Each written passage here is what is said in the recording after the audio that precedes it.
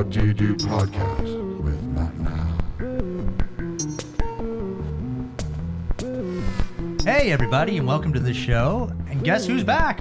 Al! How's it going? Hey, Matt, thanks. It was a great vacation. My Brady Bunch family and I had a wonderful time. That's great. You missed last week with Mim? Actually, I heard it, and it was a great conversation with Mim. You guys really, as usual, had some really insightful thoughts, and Mim always came through with some awesome life experience and really, I think, added value to our listeners. So this all goes to our whole health and wellness month or whatever, 2 months that we're doing here. And she was talking about breathing and whatnot. Now, next week, we're going to have in front of our Sylvie, who's a life coach and also knows a lot about dietitian to keep your body healthy. But today, we have Tiffany Morris, founder, creator of TK Preserves, who knows a lot about eating healthy. How do I know this? Because she's my wife. Hey, Tiffany. Hi. How's it going? It's going great, thanks. So why don't you start off, I was just telling us about TK Preserves, how you started all that about. Okay, so I started the company just over 5 years ago. I'm a chef, and I wanted to have a little business of my own that I could kind of run by myself without too many inputs and outputs. So pickles and jams was something that I could manage, and so I started doing that, selling them at farmers markets and a few small boutique kind of stores. And the business has just grown organically over the time, and yeah, it's worked out really nicely. What kind of stuff are you preserving? So everything is organic as much as possible, but fruit jams made the traditional way, so no added pectin, low sugar, high fruit content. I use organic cane sugar instead of refined white sugar, so a little bit healthier for you, really fruit-forward tasting. And then pickles, but when I say pickles, I mean all vegetables, not just cucumbers. So basically, if it can go in a jar, I pickle it. And refined sugar, what's wrong with the refined sugar? So processing always is problematic for our bodies. So the less processed our food is, the more natural state that we consume it, the better it is for us. So, I mean, we all know that sugar is a problem and that we have way too much sugar in our diet, but it's pretty hard to make jam without sugar.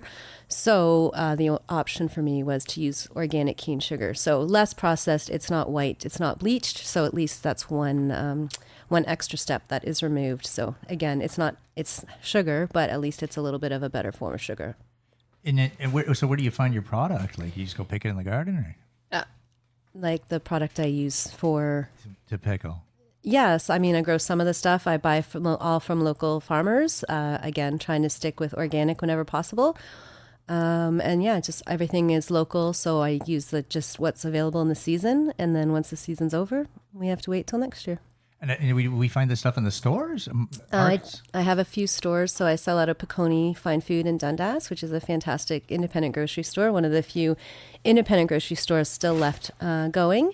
And I do buy some of my produce from them as well. They have great stuff. And then I have some, bigger producers as far as like the sugar jars, all that kind of stuff I get from bigger companies.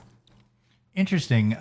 Okay, so I know her very well, clearly, and I know her whole psychopathic take on how good things have to be and organic. If we're going to talk psycho, you're the most qualified person. That's an interesting, interesting interpretation, but fine. Okay, so I came home once, Al, and I bought white bread. Oh, I'm sure that didn't go over well with Tiffany. It did not go over well at all. Like, what are you doing? I'm like, what are you talking about? You asked me to get bread. Here's the bread. Explain why I screwed that up, babe. Okay, well, I mean, it can be a pretty in-depth conversation, and there's lots of different schools of thought on it. But when it comes especially to bread, stuff that you find at the grocery store, most of that stuff has just been really processed. The flour is super refined, it's bleached, it's dead, so it sits on a shelf for a long, long time. You could even put the argument out there that it's almost rancid when it gets used. And again, the term, it's not like it's bad, it's just there's nothing living left in it. Whereas nothing healthy is nothing left. healthy, like everything good has been stripped away. And then what they tend to do is like we in Canada, we add things back into it. So they process it at high heat and with chemicals, and then take all the nutrition away and then put the nutrition back in, which again, there's different schools, but we know food that has, it's just like the orange juice, right? They take the orange juice, they pasteurize it, take out everything good, and then they add the stuff back in that they killed with the high heat. So our bodies know that, and they treat it differently. So it's just harder on our bodies. I think that's a lot of the reason why we have a problem with gluten intolerance, why we're having a lot of issues with allergies. And again, there's a lot of different inputs. So there's not like there's one, like just stop eating white bread is not going to solve your problems. But the less refined stuff, the less produced things that you eat, meaning like bought in a box with lots of ingredients, it's just easier on your system, easier on your digestion. You're going to get more nutrition from what you put in your body, and just make it easier for your body to process everything, and then get rid of the stuff that's no good. And that would also mean that there's less stuff that's no good coming out of your body, which I think everyone can appreciate. Yeah. So do you think it's the mass production now? Because, I can't eat chicken anymore, right? And I eat that my whole life. Yeah. And again, I'm not a scientist and I'm not a doctor.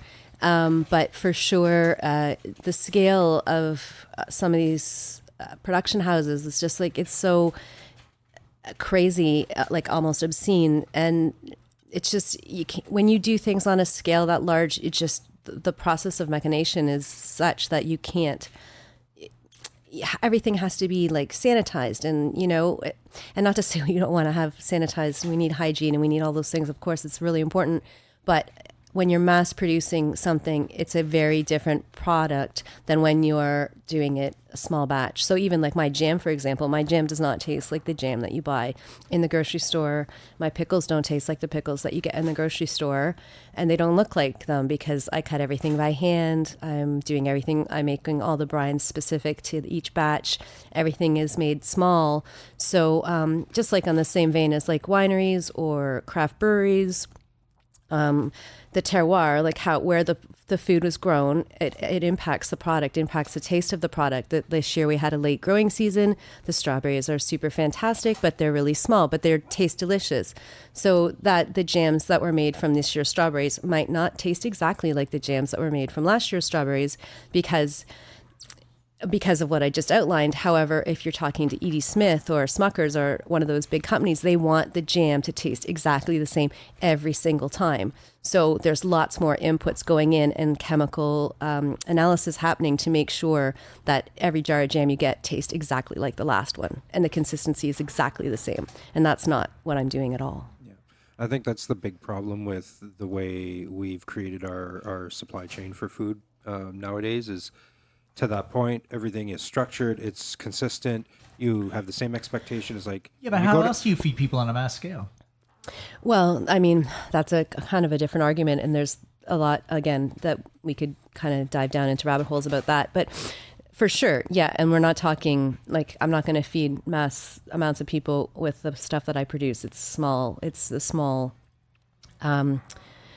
situation, but there's still better options. Like we've unfortunately, we've been, I mean, and it goes back to sort of like the 60s and industrialization and, women leaving home and going out into the workforce, and the idea that modern was packaged and not work, like you wouldn't do as much work, or the idea was that you would be doing less work because that sort of traditional way of living where people sort of grew their own vegetables and did a lot of preserving themselves. Even for me, like the reason I even had the idea to do this company was because of my Nona. So my mom's side of her Italian, and she always, I mean, all summer she grew food in her garden, and then she put it up into jars and cooked everything and made everything from scratch. She didn't buy things from the store except for bread and a few canned goods, but most of the food that she was making from scratch. Again, I mean, there's a lot of ways to talk about it, but I think that old sort of way of doing things, which takes longer and is more labor intensive, but it's really better for us in the long run. Would you think like that's because of this long time preserved type stuff is the reason we have things like peanut allergies out of crazy control now, and nobody can eat gluten anymore? Yeah, I wanted to touch on that earlier. Yeah, again, actually. I can say what I think, and I do think it is tied in, and I do think it's the ultra refined flours that are causing problems, because if you talk to people who travel to Italy, which obviously you eat carbs all the time and it's pizza and pasta and bread, they don't have the same issues. And I know even from my own personal experience, which again, you can't extrapolate to the masses from your own experience, but this is what happens to me. If I had to buy cheap pasta from the store, like just hard, ready to cook pasta, it reacts differently than if I buy a really high quality, more expensive, traditionally made Italian dry pasta. So again, I don't know this, I can't break it down scientifically to tell you what the ingredients are, or what even, and I don't think anyone really knows what part of the process is that makes it more problematic for us. But I think, again, if you're, the cheaper that we do things, the bigger that we do things, the more inputs that go in, it's not really in our best interest at the end of the day, I suppose. If you look at the marketplace nowadays, is you can literally walk into a place like McDonald's and buy a meal for $8 to $10, whereas you try and buy healthy whole foods in the supermarket, or even better. And this is really, and I want to tie it back to TK Preserves here, because what I really find fantastic about being a consumer of your product is that it's all local grown stuff, as much as right? possible. Yeah, Exactly. for sure. Like, I mean, obviously the sugar isn't local, but and your sourcing of all your ingredients is all handpicked and everything like that. So the way I always associate your business is it's like a craft beer company, right? It's very handcrafted, specific.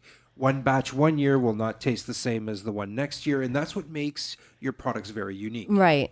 Yeah, and it's a different way of thinking and looking at things, for sure.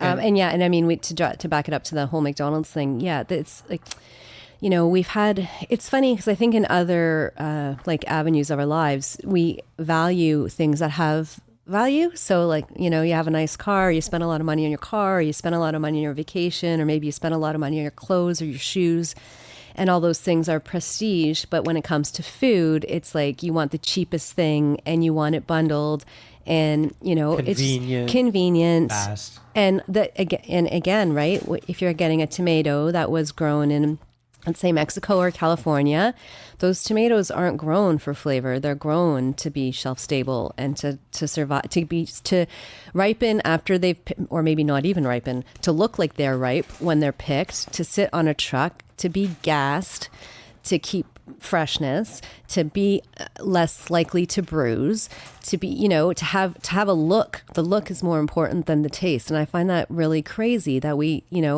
should be eating for the taste, not for the looks. Or, people even, I mean, I see it even in farmers markets. They want all the fruit to be perfect. They want everything to be perfect, Society has conditioned them to think that that's better. And really, I'm like, if you were to taste it, I bet you the apple with the blemish or the peach with the, like it's that's actually the better product, but we're conditioned to think that that's the lesser one. I do think it's cool that the grocery stores now have some ugly produce for like a bit of a discounted price, and I think that's amazing, because if you taste that stuff, it doesn't taste, it tastes just like the other stuff. Yeah.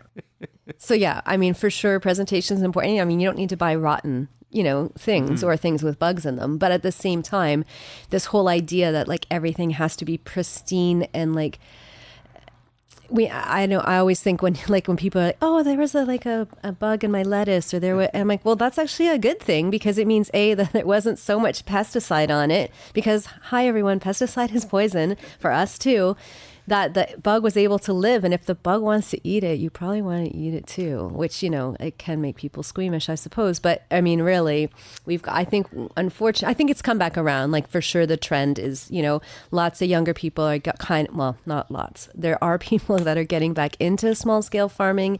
And I think there's a bit of a trend there. And I think it's great because it's really, really hard work. It's super hard work. It never stops. There's so many things, so many factors. Mother Nature is not always on our side.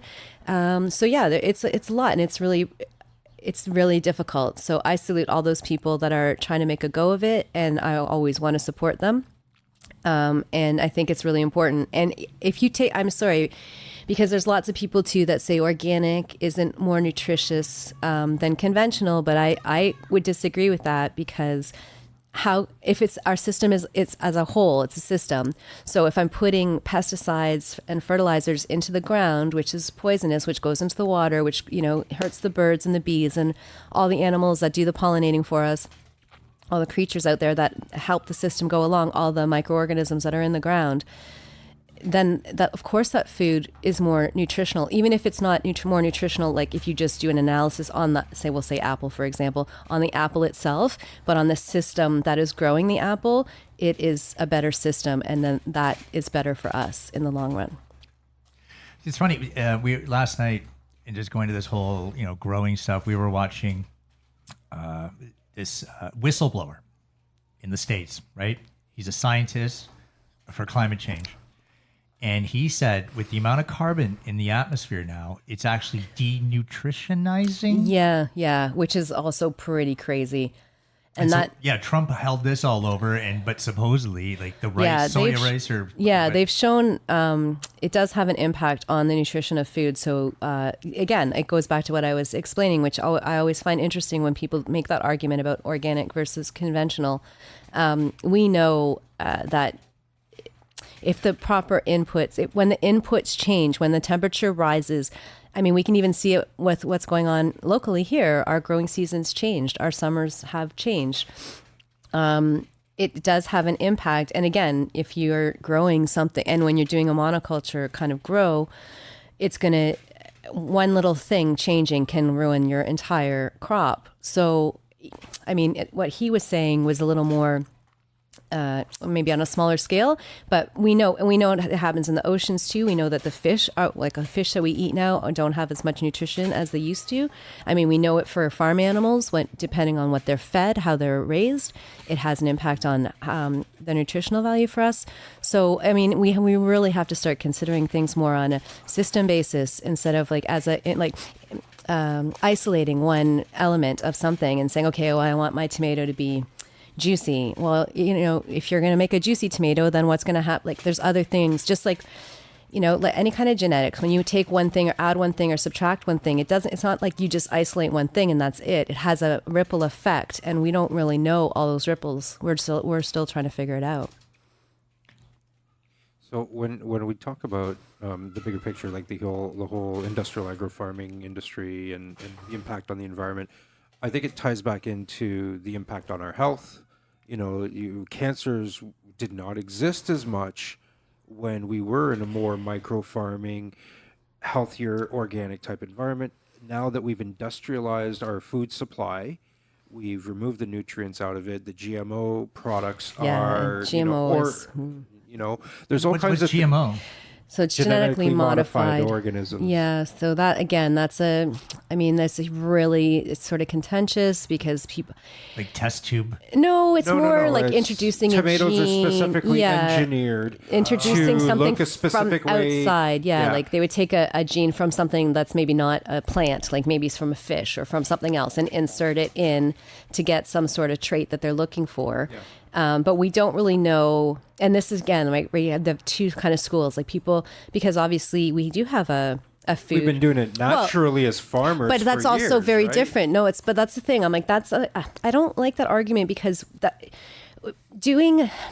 if you grafting, like, for example, grafting is different, grafting, or even right? like my stuff in the garden, it cross-pollinates. So you could have, say, green zucchini and yellow zucchini growing side by side, and they're going to cross-pollinate each other, or purple basil and green basil. Like, things cross-pollinate. That happens naturally. Yeah. But it's different when you're inserting something that never existed 100%. Within the plant into the plant. Like taking a gene from a fish, inserting it into a gene of a tomato to make it more whatever. Whatever, exactly.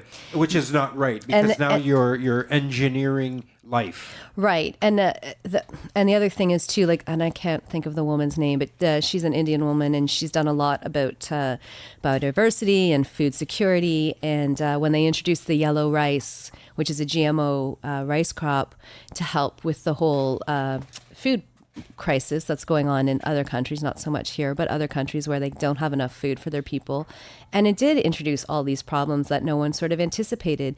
And the other problem is that these massive multinational corporations like Monsanto are the ones behind these new seed developments. And those seeds, they're called terminal seeds. So they don't, once you plant them, the seeds that are produced can't make a new plant. So you constantly have to buy their seeds.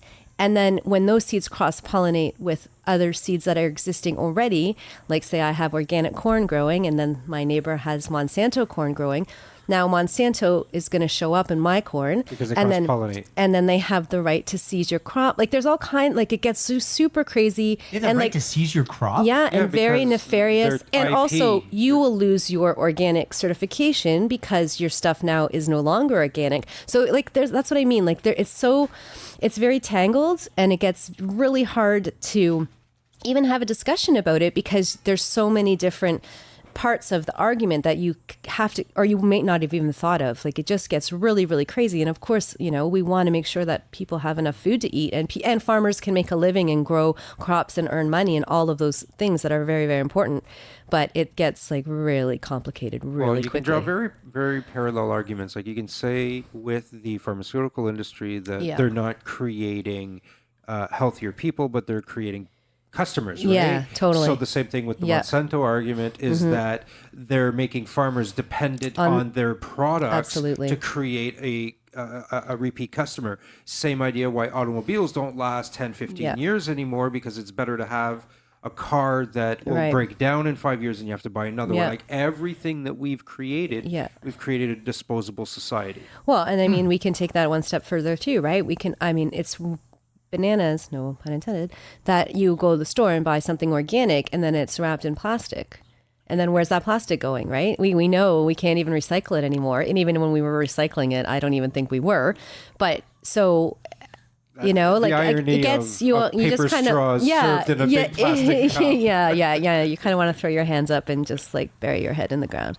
Isn't it all just for show? Like, really, is I Whole mean, I Foods, think is that's really the what the Whole argument Foods is about, or the Goodness irony Me there. or whatever the heck that place is? Aren't they just raping the customers? Are things really that expensive? Well, I wouldn't think I would use that term, but I don't know. I don't know. I don't know how expensive what they're buying, what they're selling are. I think it is interesting I can speak locally here. The stores that tend to be more organic aren't selling local stuff. So, and again, it goes back to what Al was saying about the food systems, because generally speaking, the big grocery stores are their own sort of food distributors, but you would generally get your produce from a food distributor. They go to the terminal and they have the accounts and they pick all the stuff up for you. And it's easier to just buy in American organic because that's all part of the same like distribution system, whereas we don't necessarily have that here, or the farmers aren't interested in selling to the grocery stores because that's super problematic too, because they order way in advance and you never know what's going to happen, and the grocery store can just cancel their order. So now all of a sudden you have a field of cauliflower that you have nowhere to put it. Our systems are set up in a very bizarre and large scale way that it makes it super tough. It makes it tough for the farmers to earn a living. It makes it tough for the consumer to get. I mean, I think a lot of people, if you just went up to them on the street and said, would you buy local? They'll say, of course, I'd rather buy local. And then, for us too, right? Obviously, we can buy local for some parts of the year, but we can't eat local in the winter. So we need imports coming in. Again, like it's really complicated and it's really tangly and it's pretty controversial. It just seems like they're making eating healthy for the rich. Well, and that's another argument, right? That a lot of people think it's elitist and that organics are just for soccer moms and yeah. And I bristle at that kind of argument, even though I do understand where it's coming from, because if you had two peaches and one's $1.29 and the other one costs 50 cents, well, you're going to go for the one for 50 cents. There was a joke. Like, if to survive the zombie apocalypse in LA, what do you do? Not sure. What would you do? Cover yourself in gluten. Yeah. And okay, and we can go on the whole. The funny I had thing. to think about it for a sec. The funny thing, even about the gluten thing, is, I mean, I can't remember the percentage of the population that's actually truly celiac, but it's very, very small. So Some of it is trendy. it's trendy, and it's also, I mean, everyone knows their own body, and I'm not trying to dismiss someone that I know I have reactions to certain things. However, the marketing of gluten-free is, if you look at a lot of the, again, super processed stuff, and if you look at the ingredients, it's all like, it's just as bad. Like, it's a white tapioca flour, it's corn starch, it's all really, really processed stuff. So even you, again, under the illusion that you're eating healthier, a snack is a snack, a treat is a treat. People just need to come to terms with that. And if you want to have something as a little, whatever, then have it. But don't fool yourself into thinking that because it's gluten-free, like it's better for you. It's not necessarily better, unless you're celiac, in which case don't eat gluten, obviously. Well, I think a lot of people, when they eat a specific way, it's either because it's trendy or because it's real. Right. So, you have both sides of it. But unfortunately, I think what we've seen in marketing with, you slap a label on of organic on it or gluten-free on it, and automatically it's double the price. Yeah, well, and I noticed like artisanal, because again, like maybe when I first started the company, everything, like everyone was saying artisanal, Yeah. and it was becoming this trend, and then you start seeing it pop up. I bought a T-shirt that said artisanal. I'm like, I don't even understand how a T-shirt can be artisanal. Like, what does that have to do with it? It's still mass-produced. It was still, you know what I mean? So again, yeah, marketing gets a hold of things. And I mean, it's the same with vegan. People ask me all the time if my stuff is vegan. Well, yeah, it's just fruits and vegetables. Well, of course it's vegan. But it's like I have to slap that label on it, otherwise. Well, I align that to is really, it's people are headline readers, right? Yeah. They don't dig deeper than the surface. Right. They scratch Yep. the surface and say, "Oh, vegan.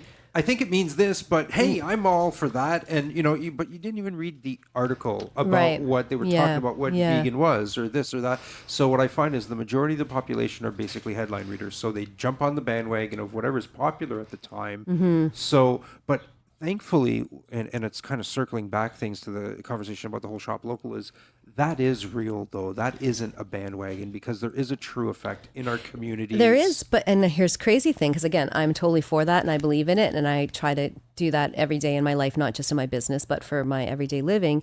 But there's also arguments against that, because it's not efficient. If I'm getting in my car and driving my car to the store, and then or to the farmer's market or whatever it is, and getting my things, that's not efficient.